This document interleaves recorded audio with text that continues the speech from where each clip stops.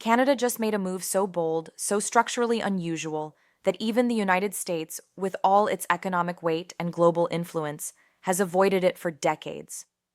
Almost overnight, a country often seen as predictable and quiet became the center of a global shockwave. Analysts, investors, and policy experts across multiple continents began asking the same urgent question: what exactly does Canada see that everyone else overlooked? This moment isn't a publicity stunt. It isn't a symbolic gesture. It's a structural shift, the kind of foundational decision that alters long-term planning, redefines economic assumptions, and forces other nations to question their own timelines. What Canada just did reveals a deeper tension in the modern world, the tension between old systems struggling to survive and new models emerging from places nobody expected to lead. The truth is, Canada didn't act out of panic. It acted out of calculation, a methodical read on demographics, competitiveness, sustainability, and the psychological reality that public trust in traditional institutions has been quietly eroding. Canada simply moved first while others hesitated, and that's precisely what shocked global observers. Here's what makes it even more surprising. For years, economists believed no Western nation would take this step without the United States leading the way.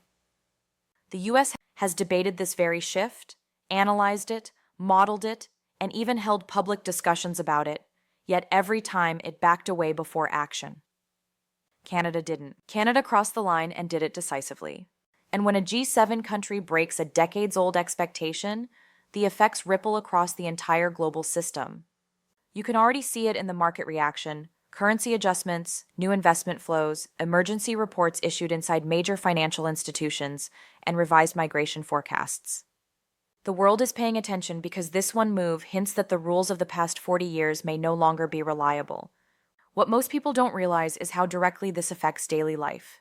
This shift touches cost of living pressures, job stability, long-term savings, housing dynamics, and the way businesses structure their next decade of growth.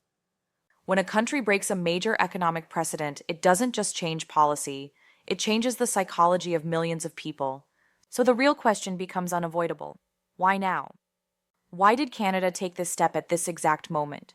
Because underneath the surface lies a hidden system, one that explains everything, and one the world isn't prepared for. To understand why Canada stepped forward while others held back, you have to look beneath the headline and into the machinery that actually runs a modern nation. Because this wasn't just a policy announcement, it was the release valve of a system reaching its pressure limit. Canada didn't simply do something the US didn't. It acted at the exact intersection where demographics, economics, and long-term national strategy collide. The truth is that Canada's internal mechanics operate differently from most Western countries.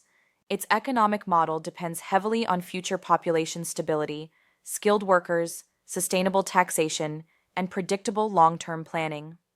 For years, analysts warned that the old framework was becoming unsustainable. Costs were rising, productivity was flattening, and the gap between what people expected from the system and what the system could deliver was widening every quarter.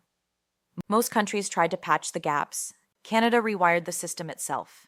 And here's where the psychology comes in. Institutions don't like change. Governments don't like doing things first. Major economies especially prefer to wait until a global leader, usually the United States, signals that a risky shift is safe. That's how the world has worked for decades. But Canada didn't wait. It acted based on internal signals, not international permission. What pushed it over the edge was a convergence of three quiet forces. First, a demographic reality, a future where an aging population would outnumber its economic contributors if a major shift didn't happen soon.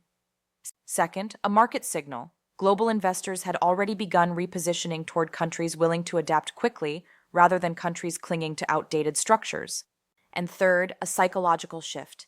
Canadians themselves were losing faith in systems designed 30 to 40 years ago, creating an internal demand for structural change. Put all three together, and the move Canada made wasn't just bold, it was necessary.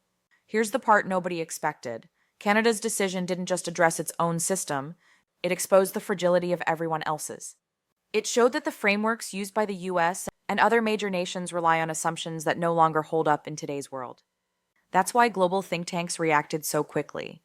Not because Canada disrupted the system, but because Canada revealed it.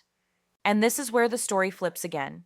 Because while Canada broke the norm, the rest of the world is now being forced into a spotlight they didn't ask for.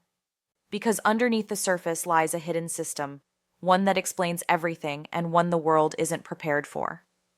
When Canada made its move, the global reaction wasn't anger or celebration, it was confusion. Countries weren't sure whether to treat this as an isolated national choice or as the first domino in a much larger shift. And the reason for the hesitation is simple. Canada quietly exposed a pressure point that every major economy has been trying to ignore. Some nations saw opportunity, others saw risk, but almost all of them saw a reflection of their own unresolved problems. In Europe, analysts immediately pointed out how Canada's decision highlighted their own demographic slowdown and rigid economic structures. Several countries there have been debating similar reforms for years, but political inertia kept pushing the conversations into the future. Canada didn't wait for consensus, and that alone forced European policymakers to reopen conversations they had been avoiding. In Asia, the reaction was more strategic. High-growth nations recognized that Canada's shift might pull skilled workers, long-term investors, and technology partnerships toward North America. To them, this wasn't just a Canadian decision, it was a competitive signal, a sign that one of the world's most stable economies was gearing up for a deeper fight for global influence, not through military power or resource control, but through systems engineering. Meanwhile, emerging economies watched with a different kind of interest. Many of them have been experimenting with bold reforms for years, often out of necessity rather than choice. Canada's move validated what they had been trying to prove, that economic survival in the modern era requires adaptability, not tradition. For them, Canada wasn't leading, it was catching up. The United States, however, found itself in an unusual position. It wasn't just that Canada acted first, it was that Canada revealed a vulnerability the US had been reluctant to confront. For decades, the American model assumed it could delay major structural shifts because global dominance would protect it from consequence. But Canada's decision quietly questioned that assumption. It signaled that even close allies were no longer waiting for US leadership, and here's where the historical parallel becomes impossible to ignore. Every major global shift, from the rise of industrial economies to the digital revolution, began with a single country making a move that seemed premature at the time. Only in hindsight did the world realize it was witnessing the beginning of a new era. That's the situation unfolding now. Canada may not have intended to start a global conversation, but the moment it broke with convention, it forced every nation to reevaluate its own path. And yet the most important part of this story isn't geopolitical at all, it's personal. Put all three together, and the move Canada made wasn't just bold, it was necessary. Here's the part nobody expected. Canada's decision didn't just address its own system. It exposed the fragility of everyone else's. It showed that the frameworks used by the US and other major nations rely on assumptions that no longer hold up in today's world. That's why global think tanks reacted so quickly. Not because Canada disrupted the system, but because Canada revealed it. And this is where the story flips again, because while Canada broke the norm, the rest of the world is now being forced into a spotlight they didn't ask for. Because underneath the surface lies a hidden system, one that explains everything and one the world isn't prepared for. This story may look global, but its impact is personal. What Canada triggered isn't just an economic adjustment, it's a shift in how individuals plan their entire lives. Because when a country rewrites a system this foundational, the effects show up not in financial charts first, but in everyday behavior. Families begin rethinking where they want to live, how they want to work, and what kind of future feels secure. Companies adjust hiring strategies, expansion plans, and investment timelines. Young people start recalibrating their expectations, not around what used to be normal, but around what might become normal next. And retirees look at long-term savings through a different lens, realizing that stability in the coming decade may depend more on adaptability than tradition. The biggest change is psychological. People are slowly recognizing that old rules won't automatically protect them anymore. The systems they trusted, housing, labor markets, long-term financial planning, even immigration pathways, are entering a new phase where predictability can't be taken for granted. Canada didn't create that reality. It simply acknowledged it earlier than others. But the part almost no mainstream outlet is discussing is what happens next. When one G7 nation breaks a precedent, it doesn't just influence policy. It shifts the global mood. Other countries start testing their own boundaries. Citizens in those countries begin asking harder questions. Businesses reconsider where they allocate talent and capital, and a world that once expected change to come slowly is suddenly confronted with the possibility that it may come all at once. For everyday people, that means the next decade won't be defined by the systems they inherited, it will be defined by the systems they adapt to. The advantage will go to those who stay informed, who track the deeper forces shaping the economy, and who recognize that structural shifts always begin quietly before they reshape entire societies. Canada's move was not a grand announcement, it was a signal. A signal that the future will belong to countries willing to adjust early, and to individuals who understand that waiting for the world to stabilize is no longer a viable strategy. And here's the twist. While everyone is focused on what Canada just did, the real transformation is already forming somewhere else, in a place few are watching, and in a system even more fragile than this one. That's the story for the next video.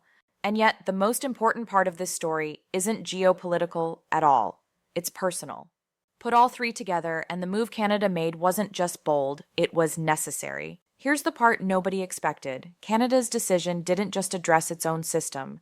It exposed the fragility of everyone else's. It showed that the frameworks used by the US and other major nations rely on assumptions that no longer hold up in today's world.